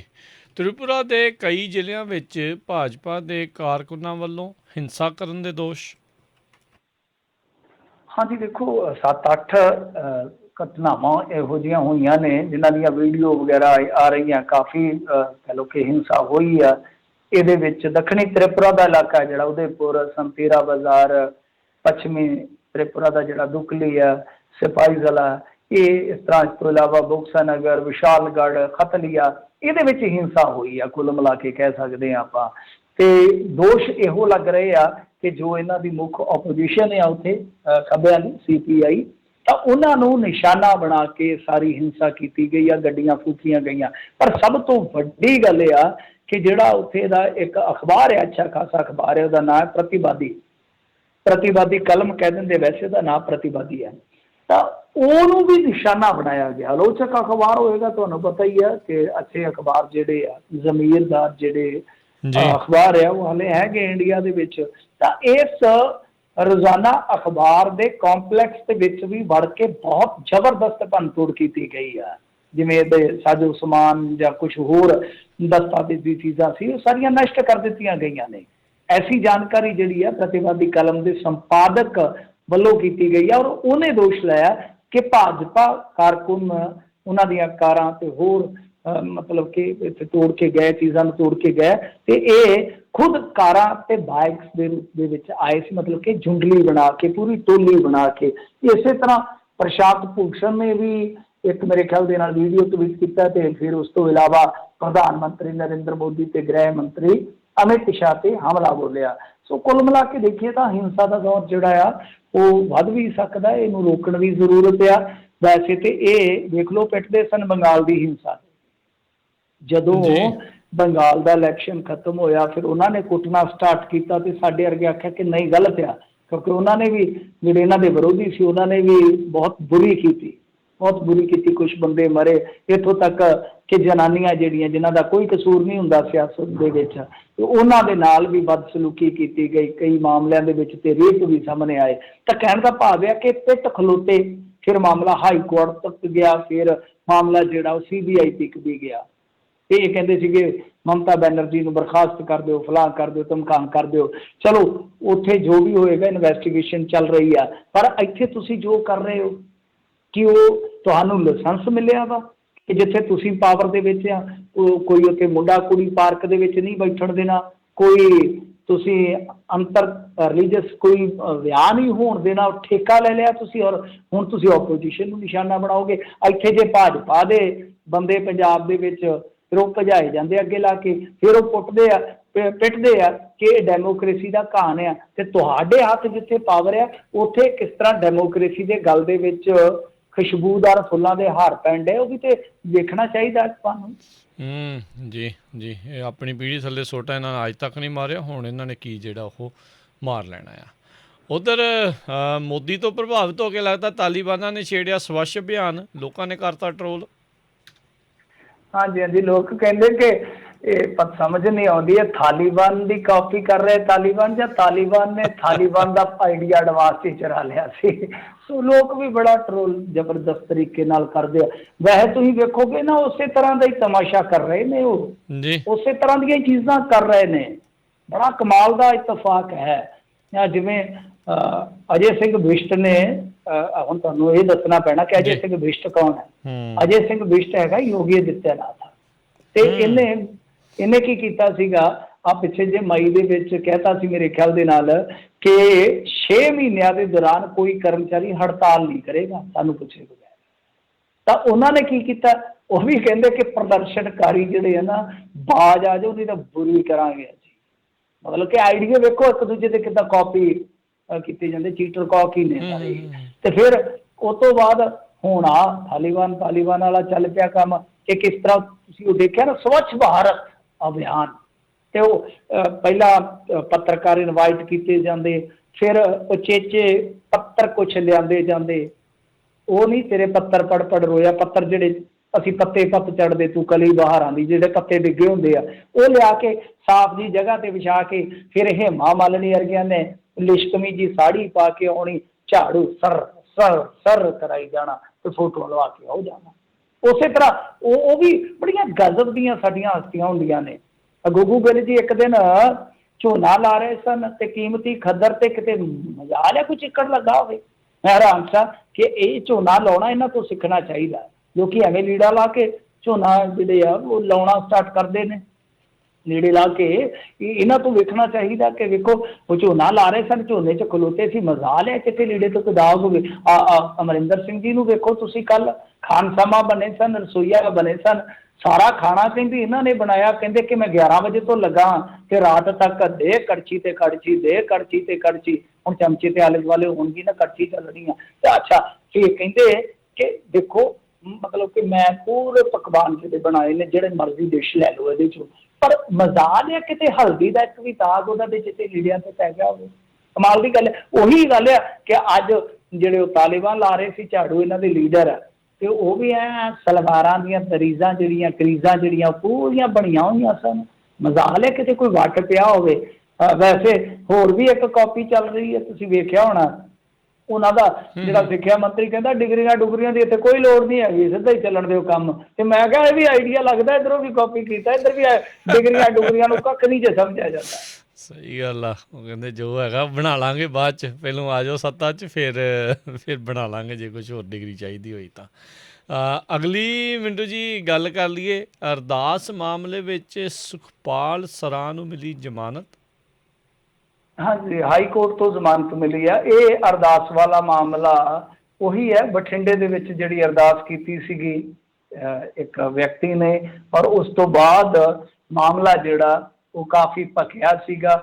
ਮਾਮਲਾ ਜਿਹੜਾ ਉਹ ਫਿਰ ਥਾਣੇ ਤੱਕ ਗਿਆ, ਉਹਨੂੰ ਤੇ ਫੜ ਲਿਆ ਸੀਗਾ ਜਿਹੜਾ ਵਿਅਕਤੀ ਅਰਦਾਸ ਕਰਨ ਵਾਲਾ ਸੀਗਾ, ਕਿਉਂਕਿ ਉਹ ਅਰਦਾਸ ਜਿਸ ਤਰੀਕੇ ਨਾਲ ਕੀਤੀ ਗਈ ਸੀ, ਪਹਿਲਾਂ ਅਰਦਾਸ ਕੀਤੀ ਗਈ ਸੀ, ਇੱਕ ਦਿਨ ਵੀਡੀਓ ਸਹੀ ਨਹੀਂ ਬਣੀ, ਦੂਸਰੇ ਦਿਨ ਫਿਰ ਵੀਡੀਓ ਸ਼ੂਟ ਕੀਤਾ ਗਿਆ ਬਕਾਇਦਾ ਕੈਮਰਾਮੈਨ ਬੁਲਾ ਕੇ, ਔਰ ਇੱਕ ਪੱਤਰਕਾਰ ਨੂੰ ਸੂਚਿਤ ਕੀਤਾ ਗਿਆ ਸੀ ਸੁਖਪਾਲ ਸਰਾਂ ਵੱਲੋਂ। ਇਹ ਔਨ ਰਿਕਾਰਡ ਨੇ ਚੀਜ਼ਾਂ, ਔਰ ਉਸ ਪੱਤਰਕਾਰ ਨੇ ਕੁਝ ਸਿੱਖ ਜਥੇਬੰਦੀਆਂ ਦੇ ਕੋਲ ਇਹ ਬਿਆਨ ਵੀ ਦਰਜ ਕਰਵਾਇਆ ਕਿ ਸਾਨੂੰ ਬੁਲਾਇਆ ਗਿਆ ਸੀਗਾ, ਅਸੀਂ ਆਪ ਨਹੀਂ ਗਏ, ਸਾਡੇ ਕੋਲ ਕੋਈ ਇਨਫੋਰਮੇਸ਼ਨ ਨਹੀਂ ਸੀਗੀ। ਤਾਂ ਇਸ ਤਰ੍ਹਾਂ ਕਰਕੇ ਇਹ ਸੁਖਪਾਲ ਸਰਾਂ ਨਾਂ ਦਾ ਬੰਦਾ, ਕਿਉਂਕਿ ਜਿਹੜੇ ਬੰਦੇ ਨੂੰ ਇਹਨੇ ਚੁਣਿਆ ਉਹ ਬੰਦਾ ਵੀ ਕੋਈ ਬਹੁਤਾ ਜਿੱਦਾਂ ਕਹਿ ਲਈਏ ਕਿ ਡੂੰਘਾ ਬੰਦਾ ਨਹੀਂ, ਚਲਾਵਾਂ ਜਿਹਾ ਹੀ ਬੰਦਾ ਸੀਗਾ, ਚੱਕਵਾਂ ਜਿਹਾ ਹੀ ਬੰਦਾ ਸੀਗਾ। ਤੇ ਇਹ ਇੱਕ ਤਰ੍ਹਾਂ ਨਾਲ ਕਹਿ ਲਓ ਕਿ ਭੇਤ ਸੀਗਾ ਕਿ ਭਾਈ ਇਹ ਸੁਖਪਾਲ ਸਰਾਂ ਕਿਉਂ ਇੰਨਾ ਜ਼ਿਆਦਾ ਇੰਟਰਸਟਡ ਸੀ ਨਰਿੰਦਰ ਮੋਦੀ ਦੀ ਅਰਦਾਸ ਕਰਾਉਣ ਵਾਸਤੇ ਜਾਂ ਰਾਮ ਰਹੀਮ ਦੀ ਅਰਦਾਸ ਕਰਾਉਣ ਵਾਸਤੇ।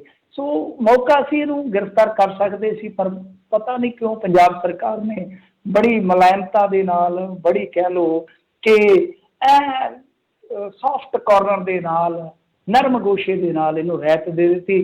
ਹਾਲਾਂਕਿ ਕੋਰਟ ਨੇ ਰਾਇਤ ਨਹੀਂ ਸੀ ਦਿੱਤੀ ਕਿਉਂਕਿ ਇੱਥੇ ਕੁਝ ਜਿਹੜੇ ਵਕੀਲ ਸੀਗੇ ਕਹਿ ਲਓ ਜਿਹੜੇ ਸਿੱਖ ਭਾਈਚਾਰੇ ਨੂੰ ਬਿਲੋਂਗ ਕਰਦੇ ਸੀ, ਉਹਨਾਂ ਨੇ ਬੜੀ ਠੋਕ ਕੇ ਪੈਰਵਾਈ ਕੀਤੀ। ਅੰਤ ਹਾਈ ਕੋਰਟ 'ਚੋਂ ਇਹ ਜ਼ਮਾਨਤ ਪ੍ਰਾਪਤ ਕਰ ਗਿਆ, ਪਰ ਜਿਹੜੇ ਉਹ ਸਵਾਲ ਸਨ ਉਹ ਭੇਤਾਂ ਦੇ ਰੱਸੇ ਦੇ ਨਾਲ ਵੱਜੇ ਦੇ ਵੱਜੇ ਹੀ ਰਹਿ ਗਏ ਕਿ ਇਸ ਬੰਦੇ ਦਾ ਕੀ ਇੰਟਰਸਟ ਸੀ। ਚਲੋ ਮੋਦੀ ਦਾ ਤੇ ਠੀਕ ਆ ਕਿ ਭਾਜਪਾ ਨੂੰ ਪਰਨਾਏ ਹੋਏ ਲੋਕ ਨੇ, RSS ਨੂੰ ਪਰਨਾਏ ਹੋਏ ਲੋਕ ਨੇ, ਪਰੰਤੂ ਰਾਮ ਰਹੀਮ ਵਾਲਾ ਕੀ ਮਾਮਲਾ ਹੈ, ਉੱਧਰ ਇਹਨਾਂ ਦੀ ਕੀ ਨੇੜਤਾ ਬਣੀ ਸੀ ਯਕਦਮ, ਉਹ ਸਮਝ ਤੋਂ ਬਾਹਰ ਹੀ ਗੱਲ ਹੀ ਰਹਿ ਗਈ। ਜੀ ਜੀ, ਵਾਕਿਆ ਹੀ ਇਹ ਕੈਪਟਨ ਦਾ ਵੀ ਪਤਾ ਨਹੀਂ ਲੱਗਦਾ। ਇਹਨਾਂ ਦੀ ਸਰਕਾਰ ਦੇ ਜਿਹੜੇ ਹਾਰਨ ਵਾਲੇ ਪੱਕੇ ਵਕੀਲ ਆ ਉਹ ਪਤਾ ਨਹੀਂ ਕੀ ਕਰੀ ਜਾਂਦੇ ਨੇ। ਨਾਲ ਦੇ ਨਾਲ ਆਪਾਂ ਮਿੰਟੂ ਜੀ ਦੇਖਿਆ ਤਸਵੀਰਾਂ ਕੱਲ੍ਹ ਦੀਆਂ ਬੜੀਆਂ ਵਾਇਰਲ ਆ, ਮੁਰਗੇ ਬੱਕਰੇ ਰਿੰਨ ਰਿਹਾ ਆ ਕੈਪਟਨ ਖੁਦ ਉੱਥੇ, ਜਿਹੜੇ ਆ ਕਿਸਾਨ ਆ ਉਹਨਾਂ ਦੇ ਸਿਰ 'ਚ ਡੰਡੇ ਵੱਜਣ ਡੇ। ਹਾਂਜੀ ਦੇਖੋ ਇਹ ਤੇ ਹੈ ਹੀ ਆ। ਹੁਣ ਚਲੋ ਵੈਸੇ ਠੀਕ ਆ ਕਿ ਉੱਥੇ ਤੇ ਡੰਡੇ ਵੱਜ ਰਹੇ ਨੇ, ਪਰ ਡੰਡੇ ਤੇ ਇਹਨਾਂ ਦੇ ਆਪਣੇ ਰਾਜ ਦੇ ਵਿੱਚ ਵੱਜ ਰਹੇ ਨੇ। ਮੈਂ ਤੇ ਅੱਗੇ ਸਵਾਲ ਚੁੱਕਦਾ ਹੁੰਦਾ ਕਿ ਜੇ ਕਿਸਾਨ ਹੱਡ ਮਾਸ ਦੇ ਪੁਤਲੇ ਨੇ ਤੁਹਾਡੇ ਨਜ਼ਰੀਏ ਤੋਂ, ਤੇ ਜਿਹੜੇ ਕਿਸਾਨਾਂ ਦੇ ਧੀਆਂ ਪੁੱਤ ਬੇਰੁਜ਼ਗਾਰ ਨੇ, ਬੇਕਾਰ ਨੇ, ਜਦ ਉਹ ਨੌਕਰੀ ਮੰਗਣ ਆਉਂਦੇ ਤੇ ਤੁਸੀਂ ਛੱਲੀਆਂ ਵਾਂਗੂ ਸ਼ੁਲਕ ਦਿੰਦੇ ਹੋ, ਕੀ ਉਹ ਪੱਥਰ ਦੇ ਬਣੇ ਹੁੰਦੇ ਆ? ਜਾਂ ਤੁਹਾਡੀਆਂ ਡਾਂਗਾਂ ਜਿਹੜੀਆਂ ਨੇ ਉਹ ਫੁੱਲ ਪੱਤੀਆਂ ਦੀਆਂ ਬਣੀਆਂ ਹੁੰਦੀਆਂ ਨੇ, ਬੜਾ ਸਹਿਲਾਉਂਦੀਆਂ ਨੇ, ਪਲੋਸਦੀਆਂ ਨੇ? ਤੁਸੀਂ ਕਿਉਂ ਕੁੱਟਦੇ ਹੋ? ਤੁਸੀਂ ਕਿਉਂ ਸਾਡੀਆਂ ਧੀਆਂ ਦੀਆਂ ਚੁੰਨੀਆਂ ਖਿੱਚਦੇ ਹੋ? ਤੁਸੀਂ ਕਿਉਂ ਸਾਡੇ ਬੱਚਿਆਂ ਦੀਆਂ ਪੱਗਾਂ ਉਤਾਰਦੇ ਹੋ ਭਾਈ? ਸੋ ਇਹ ਤਾਂ ਕਹਾਣ ਹੈਗੀ ਹੈ ਰਾਜਨੀਤੀ 'ਚ।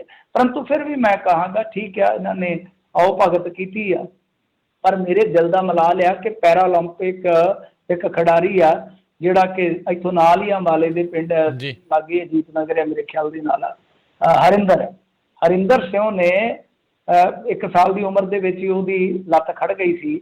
ਬੰਦੇ ਨੇ ਫਾਈਟ ਕੀਤੀ, ਵਧੀਆ ਸਟੂਡੈਂਟ ਬਣਿਆ, ਔਰ ਉਸ ਤੋਂ ਬਾਅਦ ਆਰਚਰ ਬਣਿਆ ਵਧੀਆ, ਔਰ ਆਰਚਰੀ ਦੇ ਵਿੱਚ ਪੈਰਾਲੰਪਿਕਸ ਦੇ ਇਤਿਹਾਸ 'ਚ ਪਹਿਲਾ ਇੰਡੀਅਨ ਬਣਿਆ ਜੀ। ਤੇ ਮੈਨੂੰ ਖੁਸ਼ੀ ਹੁੰਦੀ, ਹੋਰ ਵੀ ਮੇਰੀ ਖੁਸ਼ੀ ਦੂਣ ਸਵਾਈ ਹੁੰਦੀ ਚਲੋ ਖਿਡਾਰੀਆਂ ਦੇ ਪੱਖ ਤੋਂ ਹੀ ਕਿ ਘੱਟੋ ਘੱਟ ਖਿਡਾਰੀਆਂ ਨੂੰ ਸਨਮਾਨ ਤੇ ਮਿਲਣਾ ਸਟਾਰਟ ਹੋਇਆ। ਤੇ ਜੇ ਉਹਨੂੰ ਵੀ ਬੁਲਾਇਆ ਜਾਂਦਾ, ਜੇ ਨੀਰਜ ਚੋਪੜਾ ਨੂੰ ਰੁਪਈਆ ਕਰੋੜ ਦਿੱਤਾ ਜਾ ਸਕਦਾ, ਕੋਈ ਅੱਧਾ ਕਰੋੜ ਦਿੱਤਾ ਜਾ ਸਕਦਾ, ਤੇ ਉਸ ਬੰਦੇ ਨੂੰ ਵੀ ਜਿਹਦਾ ਸਾਰਾ ਜੀਵਨ ਹੀ ਇੱਕ ਮੋਟੀਵੇਸ਼ਨ ਦਾ ਖਜ਼ਾਨਾ ਹੈ, ਜੇ ਉਹਨੂੰ ਕੋਈ 21 ਲੱਖ ਦਾ 50 ਲੱਖ ਦਾ ਕੋਈ ਚੈੱਕ ਦੇ ਦਿੱਤਾ ਜਾਂਦਾ ਤਾਂ ਫਿਰ ਕੀ ਫਰਕ ਪੈਂਦਾ? ਪਰੰਤੂ ਫਿਰ ਵੀ ਆਪਾਂ ਕਹੀਏ ਚਲੋ ਠੀਕ ਹੈ ਕਿ ਇਹਨਾਂ ਨੇ ਜਿਹੜੇ ਪਾਰਟੀਸਪੇਟ ਕਰਨ ਵਾਲੇ ਖਿਡਾਰੀ ਸੀ ਪੰਜਾਬ ਦੇ, ਚਾਹੇ ਉਹ ਕਮਲਪ੍ਰੀਤ ਕੌਰ ਆ, ਚਾਹੇ ਉਹ ਤੇਜਿੰਦਰ ਤੂਰ ਆ, ਜਾਂ ਹੋਰ ਕੋਈ ਖਿਡਾਰੀ ਆ, ਇਹਨਾਂ ਨੇ 21 ਲੱਖ ਰੁਪਇਆ ਦਿੱਤਾ। ਬੈਸਟ ਪਹਿਲ ਕਦਮੀ ਆਏ ਜੀ ਜੇਤੂਆਂ ਨਾਲੋਂ, ਕਿਉਂਕਿ ਜੇਤੂਆਂ ਨੂੰ ਤਾਂ ਪੈਸੇ ਮਿਲਣੇ, ਉਹਨਾਂ ਨੂੰ ਤਾਂ ਮਸ਼ਹੂਰੀਆਂ ਵੀ ਮਿਲ ਜਾਣੀਆਂ ਨੇ, ਬ੍ਰਾਂਡ, ਉਹਨਾਂ ਦੀ ਬ੍ਰਾਂਡ ਵੈਲਿਊ ਵੱਧ ਜਾਂਦੀ ਆ। ਪਰ ਜਿਹੜਾ ਪਾਰਟੀਸਪੇਟ ਕਰਕੇ ਆਇਆ ਹੁੰਦਾ ਕਈ ਵਾਰ ਉਹ ਨਗੌਲਿਆ ਰਹਿ ਜਾਂਦਾ, ਪਰ ਉਹਦੀ ਵੀ ਇੱਕ ਘਾਲਣਾ ਹੁੰਦੀ ਹੈ, ਬੇਸ਼ੱਕ ਮੁਕਾਬਲੇਬਾਜ਼ੀ 'ਚ ਕਿਸੇ ਕਾਰਨ ਕਰਕੇ ਉਹ ਪਛੜ ਗਿਆ ਹੋ ਸਕਦਾ ਆ। ਸੋ ਇਹ ਅੱਛਾ ਇਹਨਾਂ ਦਾ ਕਹਿ ਲਈਏ ਕਿ ਇਹ ਫੈਸਲਾ ਸੀ। ਪਰ ਸਭ ਤੋਂ ਵੱਡੀ ਗੱਲ ਇਹ ਆ ਕਿ ਫੋਟੋ ਸੈਸ਼ਨ ਕਰਾ ਲੈਣਾ ਨਰਿੰਦਰ ਮੋਦੀ ਵਾਂਗੂ, ਸੁਰਖੀਆਂ ਬਣਾ ਲੈਣੀਆਂ। ਸਾਡਾ ਜਿਹੜਾ ਖੇਡਾਂ ਦਾ ਇਨਫਰਾਸਟਰਕਚਰ ਆ ਉਹ ਇੰਨਾ ਜ਼ਿਆਦਾ ਖਸਤਾ ਹਾਲਿਆ ਕਿ ਮੈਂ ਉਹਦੇ ਤੇ ਲਗਾਤਾਰ 20 ਮਿੰਟ ਬਿਨਾਂ ਰੋਕਿਆਂ ਬੋਲੀ ਜਾਊਂਗਾ। ਪਰੰਤੂ ਸਭ ਤੋਂ ਵੱਡੀ ਮਿਸਾਲ ਆ ਕਿ ਅਮਰਿੰਦਰ ਸਿੰਘ ਜੀ ਦੇ ਬਿਲਕੁਲ ਘਰ ਦੇ ਨਾਲ ਪੋਲੋ ਗਰਾਊਂਡ ਆ, ਪੋਲੋ ਗਰਾਊਂਡ ਦਾ ਜਿਹੜਾ ਹਾਕੀ ਗਰਾਊਂਡ ਆ ਉਹਦਾ ਜਿਹੜਾ ਟਰਫ ਆ ਉਹ ਪਿਛਲੇ 4.5 ਸਾਲ ਤੱਕ ਇਹਨਾਂ ਨੇ ਵਿਛਾਇਆ ਨਹੀਂ, ਮਤਲਬ ਕਿ ਇੰਤਜ਼ਾਰ ਕਰ ਰਹੇ ਨੇ ਉੱਥੋਂ ਦੇ ਲੋਕਲ ਖਿਡਾਰੀ ਜਾਂ ਉੱਥੋਂ ਦੇ ਖਿਡਾਰੀ ਕਿ ਇੱਥੇ ਐਸਟੋ ਟਰਫ ਵਿਛਾਇਆ ਜਾਵੇ। ਤਾਂ ਉਹ ਹਾਲੇ ਕੰਮ ਜਿਹੜਾ ਪਾਈਪਲਾਈਨ 'ਚ ਆ। ਪਰ ਇੱਕ ਆਪਣੇ ਮੇਰੇ ਖਿਆਲ ਦੇ ਨਾਲ ਇਹਨਾਂ ਦੇ ਪਿਤਾ ਜੀ ਦੀ ਯਾਦ ਦੇ ਵਿੱਚ ਸਪੋਰਟਸ ਯੂਨੀਵਰਸਿਟੀ ਦੀ ਉਹ ਸਾਰੀ ਜ਼ਰੂਰ ਸ਼ੁਰੂ ਹੋ ਗਈ ਸੀ। ਦੇਖ ਲਓ ਕਰਨਾ ਇਹਨਾਂ ਨੇ ਕੁਛ ਨਹੀਂ ਆ, ਬਸ ਹੁਣ ਰਹਿ ਗਏ ਕੁਛ ਮਹੀਨੇ, ਬਸ ਇਹੀ ਕੁਛ ਜਿਹੜਾ ਆ ਮੂਹਰਿਓਂ ਜਿਹੜਾ ਉਹ ਹੁੰਦਾ ਰਹਿਣਾ ਆ। ਅਤੇ ਮਿੰਟੂ ਜੀ ਬਹੁਤ ਬਹੁਤ ਧੰਨਵਾਦ, ਬੜੀ ਮਿਹਰਬਾਨੀ ਜੀ, ਸ਼ੁਕਰੀਆ, ਮਿਲਦੇ ਹਾਂ ਅਗਲੀ ਵਾਰ, ਸਤਿ ਸ਼੍ਰੀ ਅਕਾਲ ਜੀ। ਸਤਿ ਸ੍ਰੀ ਅਕਾਲ ਜੀ। ਜੀ ਅਤੇ ਸਰੋਤਿਓ ਇੱਥੇ ਹੀ ਸਾਡਾ ਅੱਜ ਦਾ ਇਹ ਪ੍ਰੋਗਰਾਮ ਹੁਣ ਸਮਾਪਤ ਆ। ਅਗਲੀ ਵਾਰ ਤੱਕ ਲਈ ਮੇਰੇ ਵੱਲੋਂ ਵੀ ਤੁਹਾਨੂੰ ਸਾਰਿਆਂ ਨੂੰ ਪਿਆਰ ਭਰੀ ਨਿੱਘੀ ਸਤਿ ਸ਼੍ਰੀ ਅਕਾਲ। ਸੁਣਦੇ ਰਹੋ ਪੰਜਾਬੀ ਰੇਡੀਓ USA।